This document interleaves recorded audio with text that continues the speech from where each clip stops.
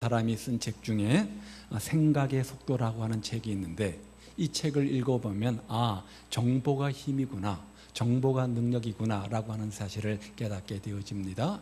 현대 사회에서 승리하는 비결은 얼마나 빠른 정보를 가지고 있느냐, 또 얼마나 좋은 정보를 가지고 있느냐가 바로 성공의 열쇠가 되어진다는 거죠. 정보가 능력이다, 정보가 힘이다, 그런 의미입니다. 흔히 오늘 우리가 살아가는 시대를 가리켜서 무한 경쟁의 시대라 이렇게 말하지 않습니까? 그런데 말이 좋아 무한 경쟁이지 어떤 의미입니까? 눈에 핏발을 벌겋게 세우고 달려들지 아니하면 살아남기 어려운 시대, 내가 남을 누르지 아니하면 살아남기 어려운 시대, 그런 거 아닙니까? 힘이 지배하는 사회, 힘 있는 자가 성공하는 사회, 힘 없으면 도태돼 버리는 사회가 바로 오늘 우리의 시대, 우리 사회일 겁니다. 그러면 교회의 힘은 무엇입니까? 교회의 힘은 무엇입니까? 예수 믿는 우리의 힘은 무엇입니까? 어떤 정보입니까? 교회의 힘은 얼마나 많은 숫자가 모이는가? 큰 교회입니까? 얼마나 큰 건물을 가지고 있느냐? 얼마나 큰 헌금 물질을 가지고 있는가라고 하는 겁니까? 그러면 우리 교회는 큰 교회 아닐 겁니다. 우리 교회는 힘 있는 교회가 아닐 겁니다. 아니면 어떤 성경의 정보량입니까? 모인 성도들이 얼마나 성경적 지식이 많은가, 이것이 바로 힘입니까? 그 어느 것도 아닌 교회의 임은 성경은 바로 성령이라 이렇게 말합니다. 성령이 우리의 힘이요 우리의 능력이라는 거죠.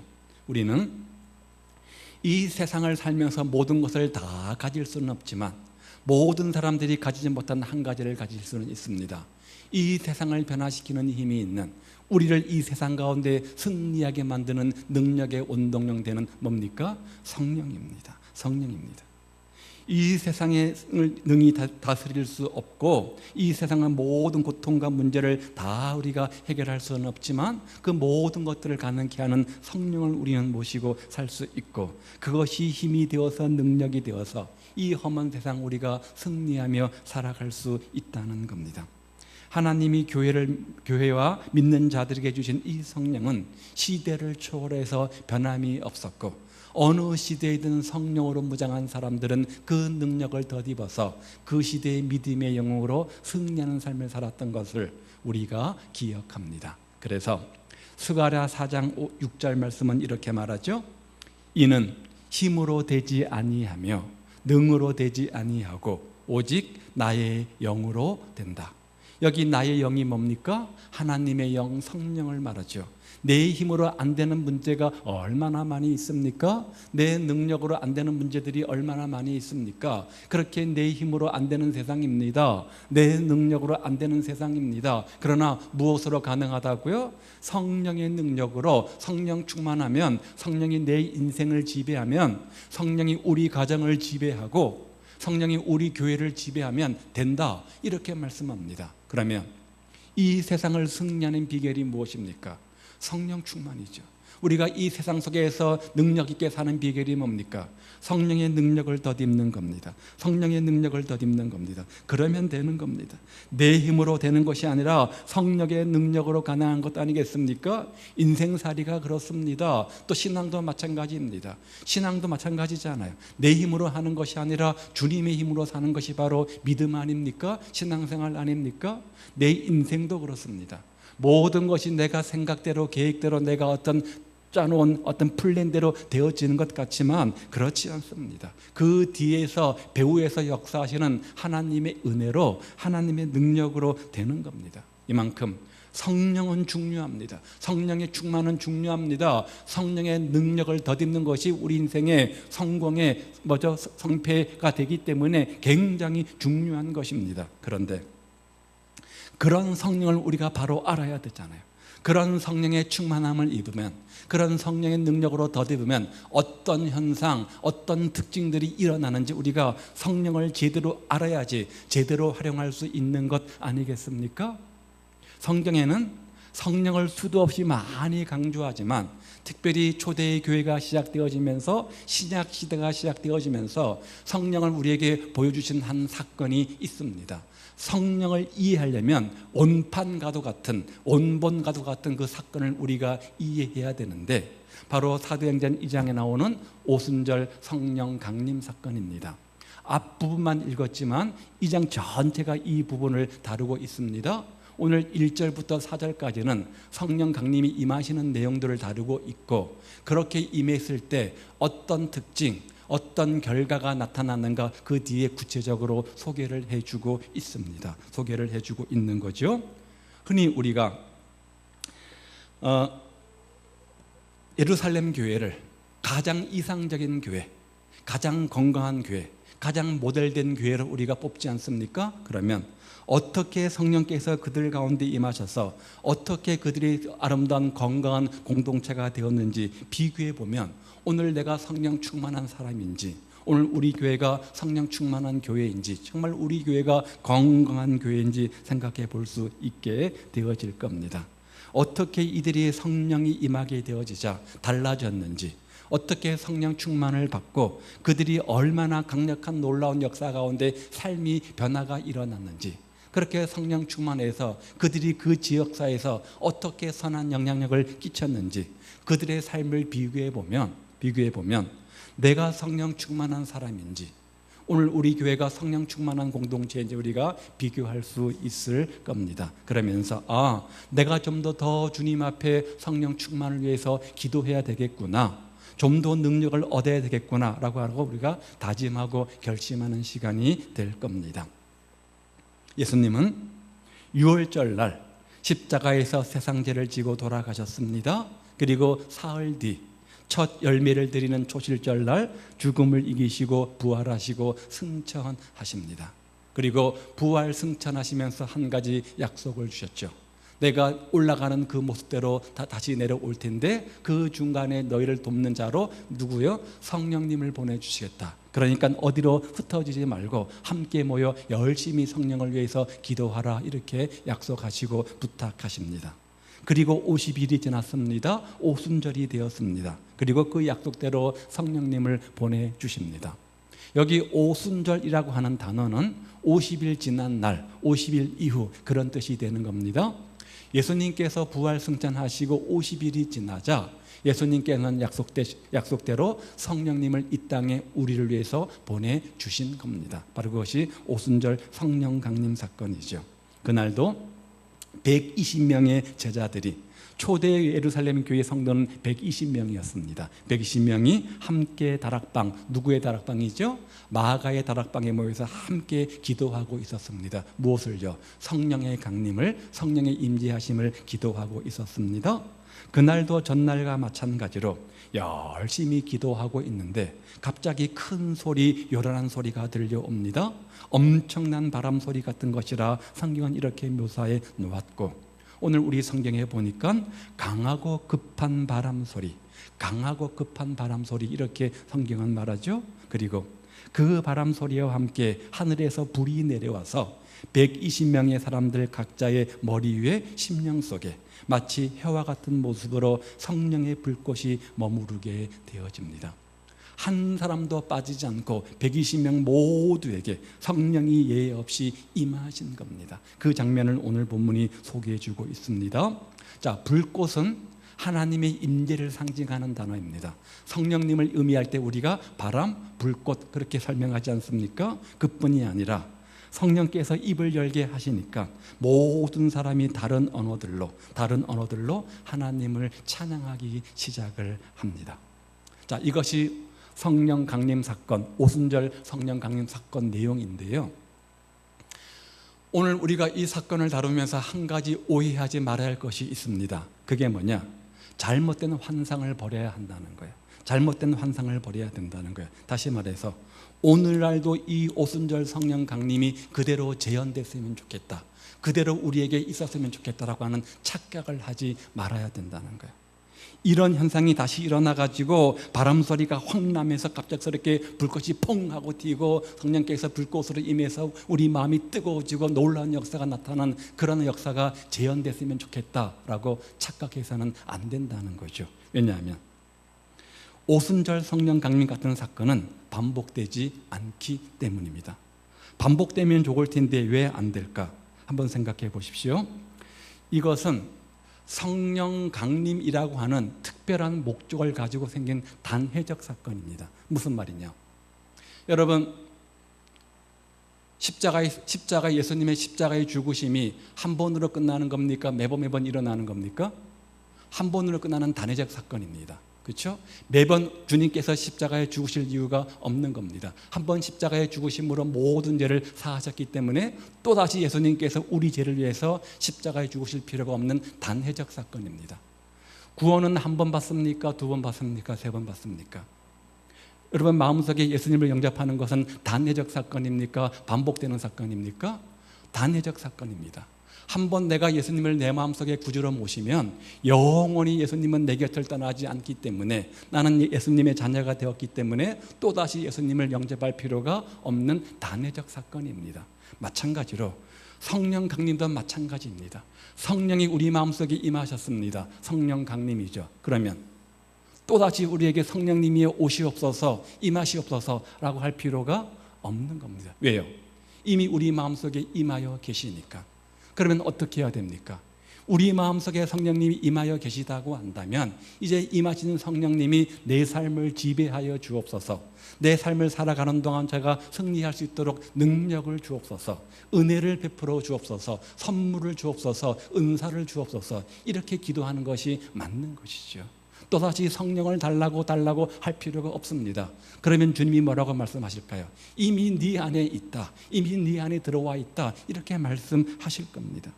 우리에게 필요한 것은 성령을 달라고 간구하는 것이 아니라 성령의 선물을 기대하는 겁니다.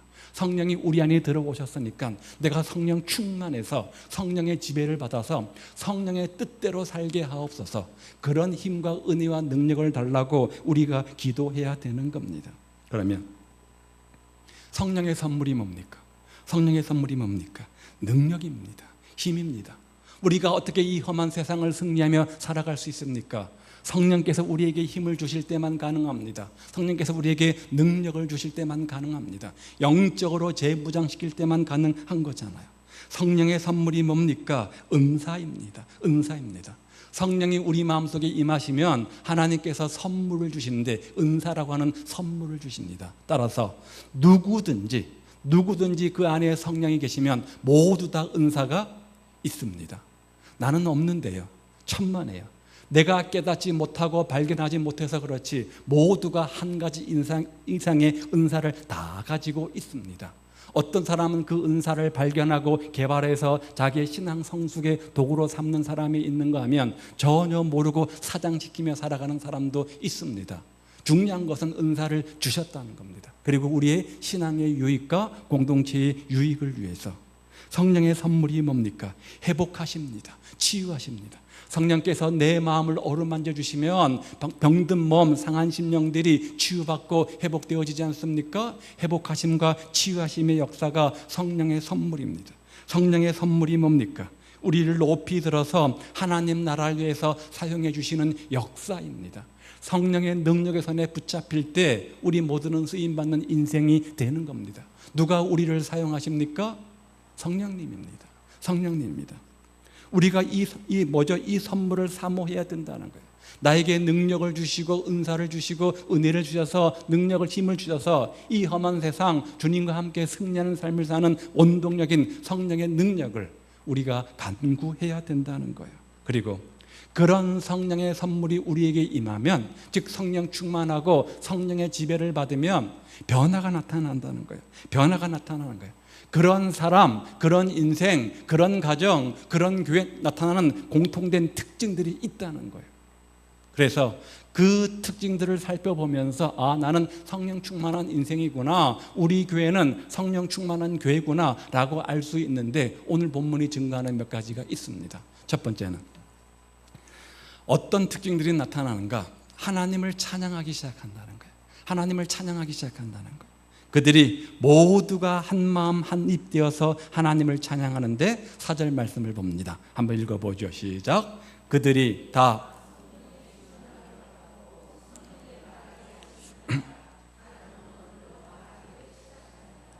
성령이 그들 마음속에 임하게 하셔서 첫 번째 한 일은 뭐냐면 그들의 입을 열게 하신 겁니다. 그리고 그들이 뭔가를 말하게 하신 겁니다. 말하게 하셨다, 말하게 하셨다 이렇게 말합니다. 그렇죠? 말하게 하셨습니다. 그런데 여기 말하다 이 단어가 그 헬라어로 보면 찬양하다 그런 뜻을 가지고 있습니다. 언어들로 뭔가를 말했는데 그 말한 내용이 뭐냐면 찬양했다는 겁니다. 찬양했다는 겁니다. 사람들이 몰려와서 보니까 그들은 하나님의 큰 일을 말하고 있었습니다. 그런데 놀라운 일이 벌어졌는데 그들이 유대인의 언어로만 말한 것이 아니라 뭐라고요? 다른 언어들로 말하기 시작했다. 왜 한 가지 언어인 유대 언어로만 말하지 않고 다른 언어로 말했을까? 그 당시의 배경을 이해하셔야 됩니다. 6월절을 맞이해서 오순절을 맞이해서 많은 족속들이 많은 사람들이 다양한 언어를 가진 사람들이 예루살렘 성전에 예배 드리려고 모인 겁니다.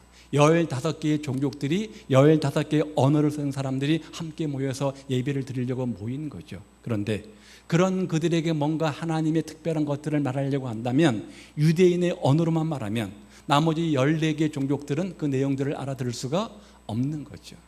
모든 종족들에게 거기에 모인 모든 사람들에게 이 놀라운 역사의 이유를 설명하려면 그들의 언어로만 그들의 종족의 언어로 이야기를 할 필요가 있었던 겁니다. 따라서 여기 다른 언어라고 하는 것은 요즘 우리가 하는 방언과 다른 것입니다. 특별한 목적을 가지고 특별히 성령께서 역사하신 것을 말하죠.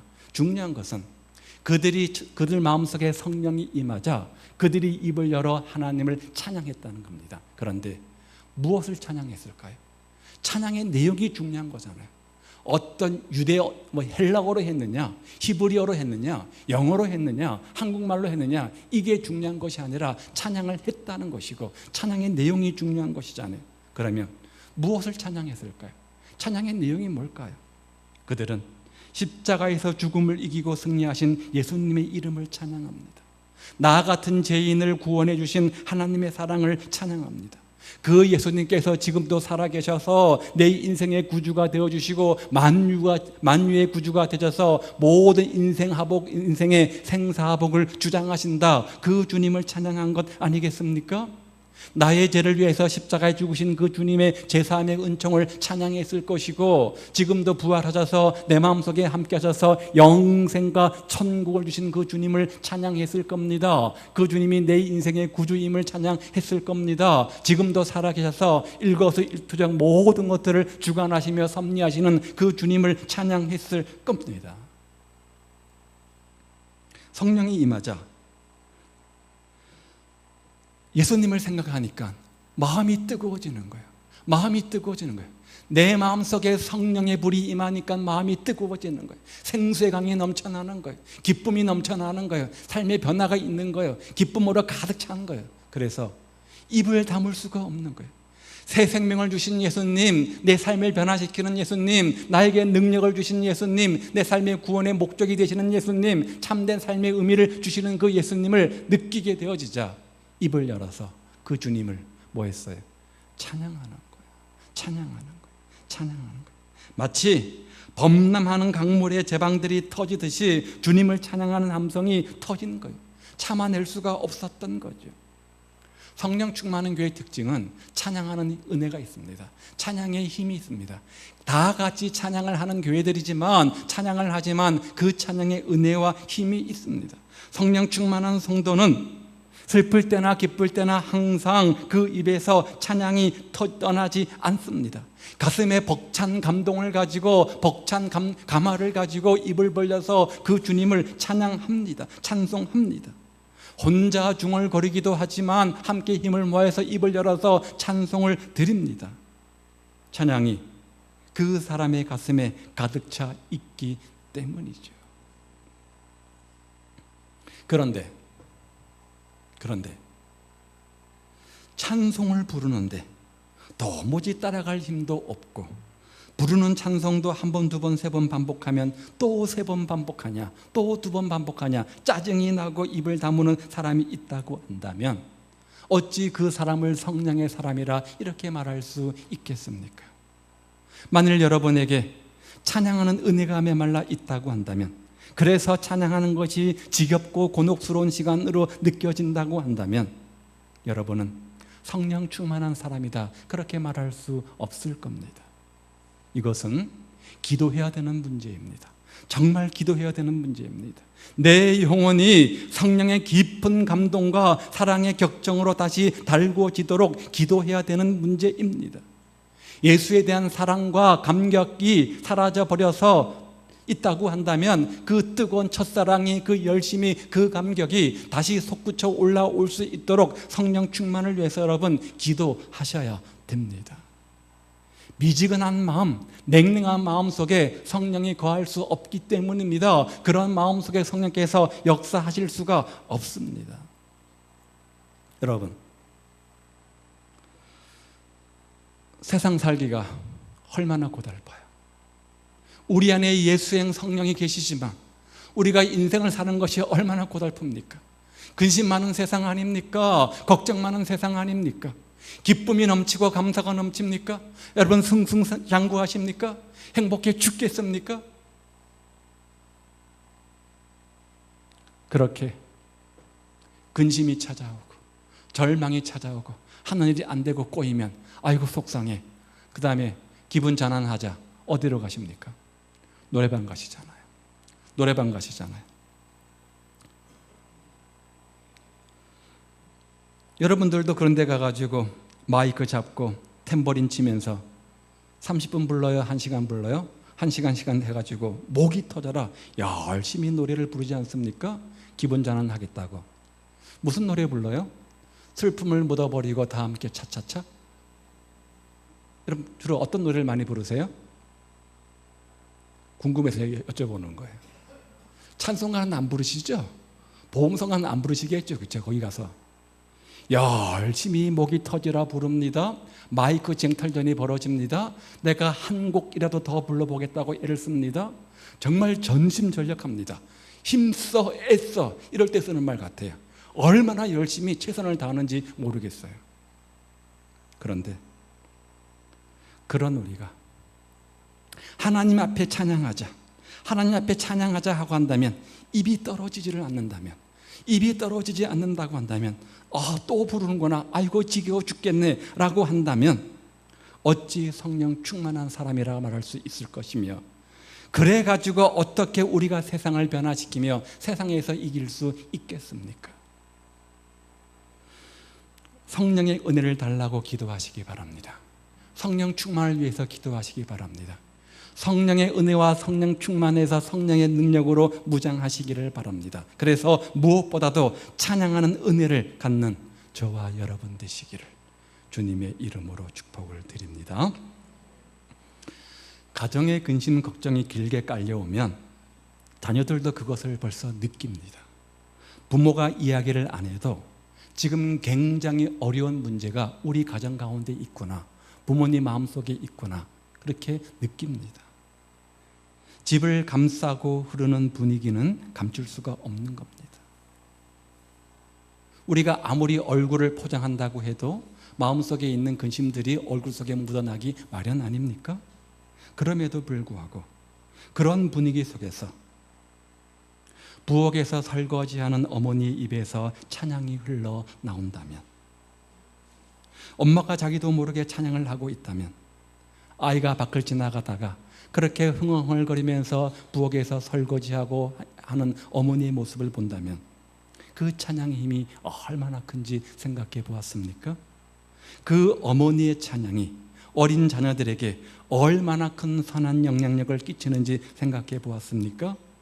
그 어머니의 찬양 한 소절이 이 아이의 마음에 있던 무거운 목걸음을 싹 거치게 만듭니다. 그 찬양이 아이의 마음에 믿음을 뿌리 박히게 만듭니다. 근심이 찾아올 때, 걱정이 찾아올 때 나도 어머니처럼 저렇게 찬양해야 되겠구나, 저렇게 믿음으로 찬양해야 되겠구나, 그런 믿음의 도전을 받는 거예요. 어머니의 작은 찬양 소리가 그 집안에 생기를 흐르게 만듭니다. 막혔던 사랑과 평안의 강물이 흐르기 시작합니다. 찬양이 마귀를 쫓아내는 힘이 있습니다. 찬양이 근심을 쫓아내는 힘이 있습니다. 찬양은 근심을 물리치는 힘이 있습니다. 염려를 물리치는 힘이 있습니다. 찬양은 주저앉은 사람들을 일으켜 세우는 능력이 있습니다. 성령 충만하면 찬양합니다. 찬양으로 충만하게 되어져 있습니다. 우리가 성령 충만해서 찬양으로 충만하면 그 찬양의 능력으로 근심도 물리치고 걱정도 물리치고 마귀도 물리치게 되는 거죠. 그러므로 찬양을 회복하시기 바랍니다. 그러하기 위해서 성령의 은혜를 구하십시오. 주여 내 입을 열어서, 주여 내 입을 열어서 하나님을 찬송하게 하옵소서라고 부르짖으시기를 바랍니다. 마귀를 이길 힘이 찬양을 통해서 흘러나옵니다. 아무리 큰 고통과 씨름하다고 할지라도 나도 모르게 찬양이 나오면 금방 마귀는 나 살려라 라고 도망가게 되어져 있습니다. 그래서 종교개혁자 마틴 루터는 말하기를 찬양이 뭐냐? 마귀를 쫓는 가장 최고의 무기, 가장 좋은 방법이 바로 찬양이다, 이렇게 말했잖아요. 여러분 입에서 찬양의 향기가 언제나 퍼지기를 주님의 이름으로 축복을 드립니다. 그러면 마귀는 여러분 가정에서, 우리 교회 공동체에서 그 추악한 악취를 결코 피울 수가 없는 겁니다. 성령 충만의 또 다른 말은 찬양 충만입니다. 여러분 각자가 찬양 충만하셔서 찬양 충만, 성령 충만한 여러분으로 말미암아 여러분 교회 공동체 안에, 여러분 가정 안에 성령의 은혜와 축복이 머무시기를 우리 주님의 이름으로 축복을 드립니다. 두 번째 특징은 주님을 증거하기 시작했다는 거예요. 자, 여기 말씀을 보십시오. 41절 말씀을 한번 읽어봅니다. 시작. 그 말을 받은 사람들은, 4장 4절도요. 말씀을 들은 사람 중에 믿는 자가 많으니 남자의 수가 약 5천이나 되었더라. 5장 14절은 큰 무리더라, 이렇게 말합니다. 무슨 말입니까? 잘 모르겠지만 성령이 그들 속에 임하셨습니다. 성령께서 임하시자 나타난 변화 중에 하나가 뭐냐면 수많은 사람들이 예수 믿고 구원받고 그 예루살렘 교회로 들어와서 성도가 되었다는 겁니다. 3,000명이 5,000명이 큰 무리가 되었다는 것이죠. 중요한 것은 어떻게 이런 놀라운 역사가 나타날 수 있었을까? 어떻게 이런 일이 일어날 수 있었을까? 간단합니다. 그것은 성령 충만한 베드로를 중심해서, 그 당시 예루살렘 교회 성도가 몇 명이었다고요? 120명 성도와 함께 많은 성도들이 함께 마음을 모아서 성령 충만해서 나가서 뭐 한 거예요? 입을 벌려서 예수님을 증거한 거예요. 예수님을 증거한 거예요. 베드로와 120명의 초대 예루살렘 멤버들이 함께 입을 모아서 성령 충만이 임하자 입을 모아서 복음 증거를 시작한 거예요. 그랬더니 그 결과 예수님께서 이렇게 놀라운 역사를 주셨노라고 성경은 기록해 놓고 있는 거죠. 이처럼 성령 충만한 사람의 또 다른 특징은 복음을 증거합니다. 복음을 증거합니다. 여러분, 복음이 뭐예요? 복음이 뭐예요? 복된 소식, 굿뉴스죠. 뭐가 굿뉴스입니까? 뭐가 복된 소식입니까? 배웠잖아요. 두 가지. 뭐예요? 하나는 십자가, 또 하나는 부활. 십자가가 무슨 의미입니까? 죄사함의 의미죠. 예수님께서 내 죄를 위해서 십자가에 대신 죽어 주심으로 말미암아 그 결과 내 죄가 사함받았다는 죄사함의 은총, 또 죽음을 이기시고 부활 승천하셔서 영원한 존재가 되셔서 누구든지 예수 안에 있으면 그렇게 영생하는 천국 얻는 존재가 되는 부활의 소망을 주신 것 아닙니까? 복음은 이 두 가지를 전하는 겁니다. 아까 이들이 입을 벌려 무엇을 찬양했다고요? 이것을 찬양했잖아요. 십자가의 예수님을 찬양하고 부활의 예수님을 찬양했잖아요. 언제나 임만을 함께 하시는 주님을 찬양했잖아요. 그러면 우리가 증거할 내용은 무엇입니까? 역시 이거 아닙니까? 복음을 증거하는 겁니다. 예수님의 십자가와 부활을 증거했을 겁니다. 나의 구원자가 되시고 내 인생의 유일한 소망이 되신 예수님을 남에게 말하지 않고는 견디지 못하게 되었던 거예요. 이와 같은 것들이 나타나게 되어지는데, 이와 같이 증거하는 삶이 바로 성령 충만함의 표징이라는 거죠. 표징이라는 거죠. 성령 충만한 사람은 당연히 복음을 증거하게 되어져 있습니다. 내 안에 복음의 은혜와 복음의 사랑으로 가득 차 있으면 입을 열려 그 복음을 증거하게 되어집니다. 그리고 그럴 때 놀라운 열매가 나타나게 됩니다. 저 사람은 내가 100번 복음을 증거해도 믿지 않을 거야 라고 생각했던 사람도 입을 벌려 증거하면 놀랍게 그 안에 역사가 나타나는 경우를 봅니다. 성령께서 역사하시는 거예요. 성령의 역사인 거죠. 그렇다면 여러분에게 복음 전하고자 하는 뜨거운 마음이 있습니까? 내가 만난 예수님을 이웃에게 증거하는 삶을 살고 계십니까? 여러분의 복음 전도를 통해서 주변의 사람들이 예수 믿고 구원받는 놀라운 역사가 있습니까? 천하보다 귀한 영혼이 한 영혼이라고 말하는데 그 영혼들을 주님 품으로 돌아가게 하는 그런 상급의 축복의 주인공들이십니까? 그러면 여러분은 성령 충만한 사람이에요. 여러분은 성령 충만한 사람이에요.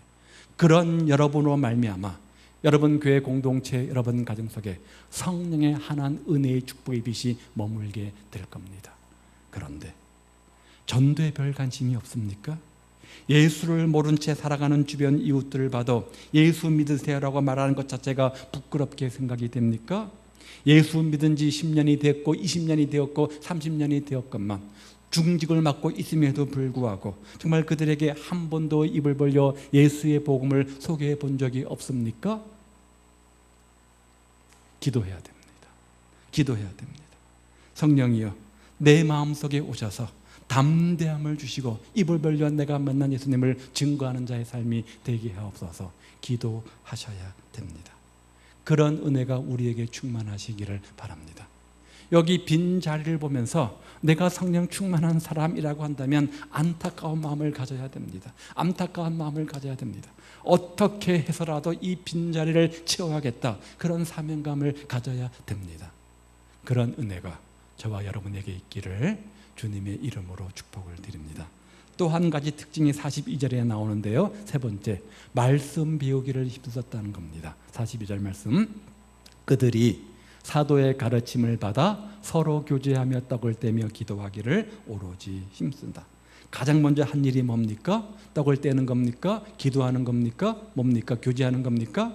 사도의 가르침을 받는 겁니다. 성경 말씀을 배웠다는 거예요. 성경 말씀을 배웠다는 거예요. 그런데 어떻게 배웠냐면 오로지 힘썼다. 사도의 가르침을 받기를 오로지 힘썼다. 오로지 힘썼다. 전혀 힘썼다. 이 말의 의미는 끈기 있게 계속 노력했다. 끈기 있게 계속 노력했다. 무슨 말입니까? 한 번만 배웠다는 의미예요? 아닙니다. 두 번, 세 번 반복해서 그 말씀을 배웠다는 그런 의미가 여기에 있는 거죠. 예수 믿고 돌아와서 성령 충만 받은 예루살렘 교인들은 끈기 있게 하나님 말씀 배우기를 원했다는 겁니다. 만사를 제쳐놓고 하나님 말씀 배우고 그 말씀 먹고 그 말씀 통해서 점점점 자신들의 믿음이 자라기를 원했던 겁니다. 원했던 겁니다. 시간이 남아서 할 일이 없어서가 아니라 삶의 최우선순위에 두고 그 일을 힘썼다 이렇게 말하는 거죠. 성경을 영혼의 양식이라고 말합니다. 영혼의 양식이라고 말합니다. 육신의 건강을 위해서 우리가 육신의 양식을 먹는 것처럼 영혼의 건강을 위해서 영혼의 양식 말씀을 먹어야 됩니다. 이렇게 성령이 함께 하시는 사람들은 말씀에 대한 갈급함이 있습니다. 배우고 또 배우고 또 배웁니다. 배우고 깨달은 말씀을 자신 삶 속에 실천, 순종하며 적용하며 살아갑니다. 이것이 바로 성령 충만한 사람의 특징, 증거라는 거죠. 성령은 진리의 영이라고 요한복음에서 말하죠. 진리의 영입니다. 자, 진리의 영. 따라서 성령은 모든 사람으로 하여금 하나님의 진리의 말씀에 귀를 기울이도록 만듭니다. 그리고 들을 때 그 말씀을 이해하고 깨닫도록 만들어 줍니다. 깨달을 때 그 영혼의 놀라운 변화가 일어나도록 만듭니다. 변화가 일어날 뿐만 아니라 그 말씀대로 사는 능력도 성령께서 주십니다. 여러분 보십시오. 딱딱하고 지루한 성경 말씀을 가르쳐도 정말 문자도 글자도 모르는 어르신들이 알아듣는 경우가 있지 않습니까? 도저히 저분은 사회적 지식으로 볼 때 못 알아들을 거야 라고 생각했는데 그 어려운 강의 내용들을 재미있는 것처럼 쏙쏙 알아듣는 분들을 보면서 아, 재미있다, 너무나 꿀송처럼 달다 이렇게 고백하는 분들을 흔치 않게 만나게 되어집니다. 어떻게 가능해요? 진리의 영인 성령께서 그 마음속에 감동을 주시는 거예요. 깨닫게 해주시는 거예요. 이해되게 해주시는 거예요. 그렇게 말씀대로 살 때 그들의 삶 속에 하나님의 놀라운 능력을 체험하게 되어지는데 이것이 성령 충만이잖아요. 그것이 성령 충만이잖아요. 그러므로 건강한 신앙생활은 말씀의 그 기초를 두어야 됩니다. 말씀의 그 기초를 두어야 됩니다. 예루살렘 교회의 성령의 역사가 그렇게 강하고 대단했지만 거기에 무슨 성령 집회가 있지 않았습니다. 그들은 오직 하나님의 말씀을 배우려고 노력했습니다. 이렇게 말씀의 기초가 되어야 교회가 건강하고 개인의 신앙이 바로 설 수가 있게 되는 겁니다. 그런데 오늘날 한국 교회를 보면 성령은 많이 강조하면서 하나님의 말씀은 등한히 하는 교회가 참 많이 있어서 선한 의도로 좋은 집회를 했다가 나중에 큰 문제가 되는 안타까운 현실들을 보고 결국 그로 인해서 교회가 심각한 어려움에 빠지는 것을 보게 되어지고 너무나 한쪽으로 치우쳐서 그렇죠? 균형을 잃어버리는 그런 문제 있는 교회들을 참 많이 발견하게 되어지죠. 성령 집회, 은사 집회 다 좋은 겁니다. 그러나 본질을 놓치면 안 되는 거죠. 하나님의 말씀의 기초가 약하기 때문에 항상 문제가 되는 경우를 보는데 그러므로 성령 충만을 원하십니까? 성령 충만을 원하면 하나님 말씀 앞으로 돌아오십시오. 성령 충만의 또 다른 표현은 말씀 충만입니다. 아는 것으로 그치지 말고요. 그 말씀을 지킬 때까지 배우는 사람이 되라.